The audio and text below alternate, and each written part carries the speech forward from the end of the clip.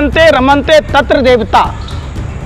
जहाँ नारी की पूजा होती है वहाँ देवताओं का वास होता है। जहाँ नारी की पूजा नहीं होता है, जहाँ नारियों का अपमान होता है, वहाँ राक्षसों का वास होता है।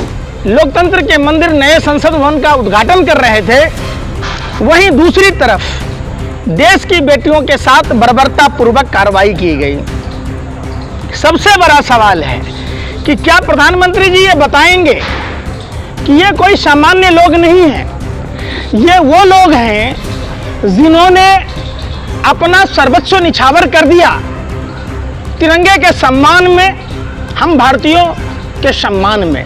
जो हमारे देश के खिलाड़ियों को जबरदस्ती घसीट कर ले गए हैं, आज का दिन इन्होंने कलंकित करने का काम किया है, पूरे देश को शर्मसार किया है। आज निश्चित तौर पर देश की पहलवान बेटियां ने रोई है तो भारतीय जनता पार्टी का सर्वनाश होना निश्चित तय है। पंकज जी, आज नई संसद का उद्घाटन हुआ, उसमें राजदंड लगाया गया। राजदंड के लगने के साथ ही क्या राजतंत्र की शुरुआत हो गई है क्या? और पत्रकारों को भी आज प्रदर्शन के कवरेज से रोका गया, क्या कहेंगे इस पे? हमारे यहाँ एक कहावत है, चले ना आवे तो आंगन टेढ़ा। समझिए बात, सरकार बार बार देश की जनता को माइंड डाइवर्ट करने का काम करती है। राजदंड का लोकतंत्र के मंदिर में कोई स्थान नहीं है।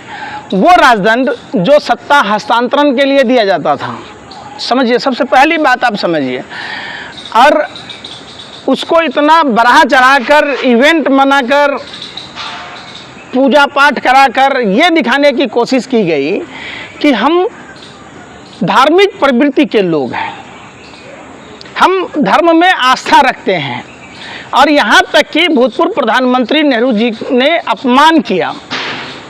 सारी बातों को एक तरफ आप रखिए। दूसरी तरफ हिंदू धर्मशास्त्रों में यत्र नारेस्तु पूज्यन्ते रमन्ते तत्र देवता। जहाँ नारी की पूजा होती है वहाँ देवताओं का वास होता है। जहाँ नारी की पूजा नहीं होता है, जहाँ नारियों का अपमान होता है, वहाँ राक्षसों का वास होता है। ये हमारा धर्मशास्त्र कहता है। तो जो लोग वैदिक रीति रिवाज से राजदंड स्थापित करने की बात कह रहे हैं, उनको मैं बता दूं कि ये लोकतंत्र है, राजतंत्र नहीं है। और किसी राजा का सत्ता हस्तांतरण होकर मोदी जी के गोद में आया है, ऐसा नहीं है। क्या ये लोकतंत्र का अपमान है? ये हिंदुस्तान के 143 करोड़ आवाम का अपमान है, ये भारत के संविधान का अपमान है, ये भारत के महिला राष्ट्रपति जी का अपमान है। दूसरी तरफ जब आप देखेंगे देश की राजधानी में जहां प्रधानमंत्री जी लोकतंत्र के मंदिर नए संसद भवन का उद्घाटन कर रहे थे, वहीं दूसरी तरफ देश की बेटियों के साथ बर्बरता पूर्वक कार्रवाई की गई। सबसे बड़ा सवाल है कि क्या प्रधानमंत्री जी ये बताएंगे कि ये कोई सामान्य लोग नहीं हैं, ये वो लोग हैं जिन्होंने अपना सर्वस्व निछावर कर दिया तिरंगे के सम्मान में, हम भारतीयों के सम्मान में। जिन बच्चियों ने, जिन बेटियों ने, जिनकी उम्र खेलने कूदने की थी, छोड़कर देश के मान सम्मान के खातिर भूखे प्यासे रहकर लगातार प्रैक्टिस करते रहे, तिरंगे का सम्मान बढ़ाया, हम 143 करोड़ भारतीयों का सर्वगर्व से ऊंचा किया, तिरंगे का सम्मान बढ़ाया। क्या ये सही है? पूरे देश को ये सोचने पर मजबूर करता है। हम आज़ाद भारत में हैं, हम कोई गुलाम भारत में नहीं हैं। और ये गोरे अंग्रेजों के दलाल और मुखबिरों, ये काले अंग्रेजों ने आज जो काला अध्याय शुरू किया है, ये पूरे देश के लिए शर्मनाक है। पूरी भारतीय जनता पार्टी को, मोदी सरकार को माफ़ी मांगनी चाहिए। इन्होंने जो बलपूर्वक जो हमारे देश के खिलाड़ियों को जबरदस्ती घसीट कर ले गए हैं, आज का दिन इन्होंने कलंकित करने का काम किया है, पूरे देश को शर्मसार किया है। इसके लिए तमाम जवाबदेह लोगों को, जिनके हाथ में शासन है, सत्ता है, इनको माफ़ी मांगनी चाहिए। देखिए किस तरीके से बल प्रयोग किया गया है, ये पूरा देश देख रहा है। और इनसे पूछता है भारत और इन पर फूटता है भारत कि आखिर ऐसी क्या मजबूरी थी जब ब्रजभूषण शरण सिंह ने कहा कि मैं मुंह खोलूंगा तो पूरी भूचाल आ जाएगा। कहीं ये गोरख धंधा तो नहीं चला रहे थे, कहीं सेक्स रैकेट तो नहीं चला रहे थे? ये सवालिया निशान है।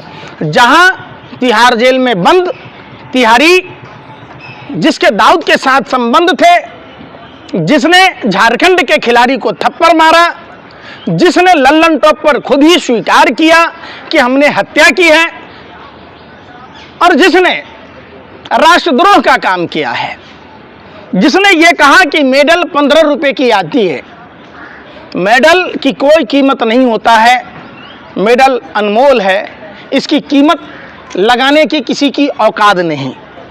मैं पूछता हूं ब्रजभूषण शरण सिंह से, पूछता हूं तमाम सरकार में बैठे हुए लोगों से, क्या आप में से किसी की मां ने दूध पिलाया जो आप एक मेडल भी जीतकर तिरंगे का सम्मान बढ़ाएं, हिंदुस्तान के आवाम जो 143 करोड़ आबादी है उसका सर्वगर्व से ऊंचा कर सकें? फिर आपको अपमान करने का अधिकार किसने दिया? और आप प्रधानमंत्री जी धृतराष्ट्र की भूमिका में गूंगे और बहरे हो चुके हैं। प्रधानमंत्री जी पहलवान बेटियों का पौ नहीं बोल पाते, जबकि यही बेटियां जब मेडल जीत कर लाती है तो फोटो खिंचवाते हैं, सेल्फी लेते हैं। पंकज जी, एक सवाल है, आज पहलवानों का जो महीने भर से प्रदर्शन चल रहा था, उनके जो टेंट लगे थे, प्रदर्शन के बहाने आज पूरे टेंट उखाड़ दिए गए, सारे चीज़ यहाँ से हटा दिए गए, तो क्या धरना आगे जंतर मंतर पर चलेगा या आज ही धरना खत्म हो गया? और ये बात बार बार खिलाड़ियों की तरह रिक्वेस्ट की जाती है कि हम शांतिपूर्वक तरीके से करेंगे। निश्चित तौर पर देश की बेटियां सत्य और अहिंसा के रास्ते पर चलते हुए, भारत के संविधान का पालन करते हुए, जो हमारे फंडामेंटल राइट्स हैं उसके अनुरूप वो दिल्ली के जंतर मंतर पर बैठे थे। मैं आप सबसे पूछता हूं, यही लड़कियां अगर ये पाकिस्तान की हिंदू बेटियां होती तो भाजपा आरएसएस के नेता सड़कों पर नाक रगड़ रहे होते, गली कूचों में जाकर लोगों से इंसाफ की गुहार लगा रहे होते। ये हिंदुस्तान की बेटियां, हिंदुस्तान को गौरवान्वित करने वाली बेटियां, हिंदू समाज की बेटियां, उसके बावजूद जो लोग हिंदू धर्म के अपने आप को ठेकेदार समझते हैं वो एक शब्द भी नहीं बोल रहे। इससे बड़ा बेशर्मी की बात क्या हो सकती है? हमारा धर्मशास्त्र नारियों के सम्मान की बात कहता है, पूजने की बात कहता है। नारी सताए 3 गए, राज, धर्म और वंश, मानो मेरी बात नहीं तो देख लो रावण, कौरव और कंस, तीनों का बुरा हाल हुआ। माँ सीता रोई, रावण ने भगवा वस्त्र पहनकर माँ सीता का अपहरण किया, अपने पारंपरिक वेशभूषा में अपहरण नहीं कर पाता, इसलिए उसने भगवे का सहारा लिया। भगवा मतलब त्याग, तपस्या, बलिदान, क्षमा, परोपकार। इन्होंने भगवे को आतंक का रूप दे दिया।